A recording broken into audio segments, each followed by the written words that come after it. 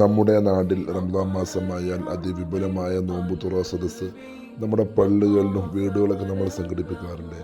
എന്നാൽ മക്കത്തെയും മദീനത്തെ പള്ളിയിൽ റമദാൻ മാസം മാത്രമല്ല, എല്ലാ തിങ്കളാഴ്ചയും വ്യാഴാഴ്ചയും അതിവിപുലമായ നോമ്പുതുറ സദസ്സ് സംഘടിപ്പിക്കാറുണ്ട്.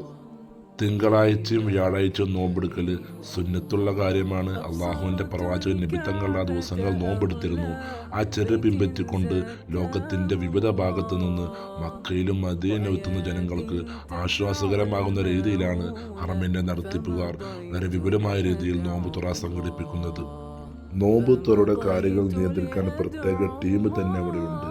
അസ്ർ നമസ്കാര ശേഷം അവർ ഓരോരോ ഭാഗങ്ങളിലേക്ക് തിരിഞ്ഞ് അവരുടെ പണികൾ ആരംഭിക്കും. ആദ്യം ഒരു സുപ്ര വിരിക്കും. ആ സുപ്രയിൽ നോമ്പ് തുറക്കാൻ ആവശ്യമായ ഓരോ കിറ്റ് നമ്മൾക്ക് തരും. ഇഫ്താറു സായിം എന്ന് എഴുതിയ ഓരോ ബാഗ് നമ്മൾക്ക് തരും. ആ ബാഗിലാണ് നമ്മൾക്ക് നോമ്പ് തുറക്കാൻ ആവശ്യമായ കാരക്കയും വെള്ളവും മറ്റു വസ്തുക്കളും ഉണ്ടാവുക. ഒരിക്കൽ നബി തങ്ങളോട് ചോദിക്കപ്പെട്ടു, എന്തിനാ നബിയെ നിങ്ങൾ തിങ്കളാഴ്ച നോമ്പെടുക്കുന്നത്? അപ്പോൾ നബി തങ്ങൾ പറഞ്ഞു, ഫീഹി ഉലിത്തു വഫീഹി ഉൻസില അലയ്യ, എന്നെ പ്രസവിക്കപ്പെട്ടത് തിങ്കളാഴ്ച ദിവസമാണ്. എനിക്ക് ഖുർആൻ അള്ളാഹു ഇറക്കി തന്നത് തിങ്കളാഴ്ച ദിവസമാണ്. അതുകൊണ്ടാണ് തിങ്കളാഴ്ച ഞാൻ നോമ്പെടുക്കുന്നത് എന്ന് നബി തങ്ങൾ സ്വഹാബികൾക്ക് പറഞ്ഞു കൊടുത്തു. നമ്മുടെ ഇബാദത്തുകൾ അള്ളാഹുവിന് കാണിച്ചു കൊടുക്കുന്നത്, അള്ളാഹുവിന് വെളിവാക്കപ്പെടുന്നത് തിങ്കളാഴ്ച ദിവസവും വ്യാഴാഴ്ച ദിവസവുമാണ്. നബി തങ്ങൾ പറയാണ്, തുറൽ അഅമാലു യൗമൽ ഇസ്നൈനി വൽ ഖമീസ് ഫഉഹിബ്ബു അയ്യുറള അമലി വഅന സായിം. എൻ്റെ ഇബാദത്തുകൾ അള്ളാഹുവിന് കാണിച്ചു കൊടുക്കുമ്പോൾ ഞാൻ നോമ്പുകാരാവാൻ ഞാൻ ഇഷ്ടപ്പെടുന്നു എന്ന് നബി തങ്ങൾ പറയുകയുണ്ടായി.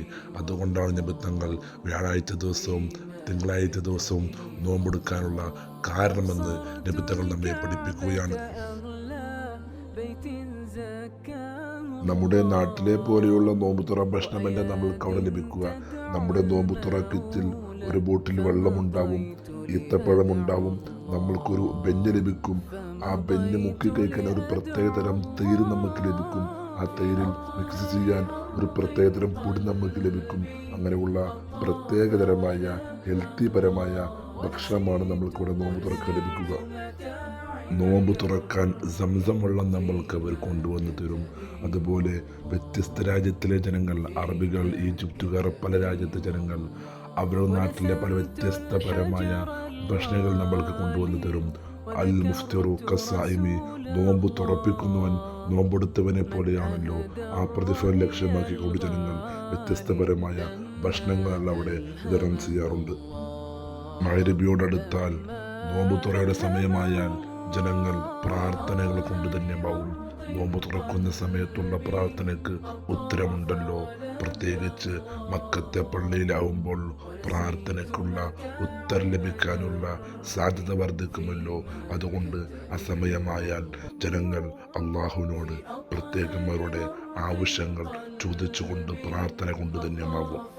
തിങ്കളാഴ്ചയും വ്യാഴാഴ്ചയും സുന്നത്ത് നോമ്പ് പതിവാക്കാൻ അള്ളാഹു നമ്മൾക്ക് തൗഫീഖ് നൽകട്ടെ.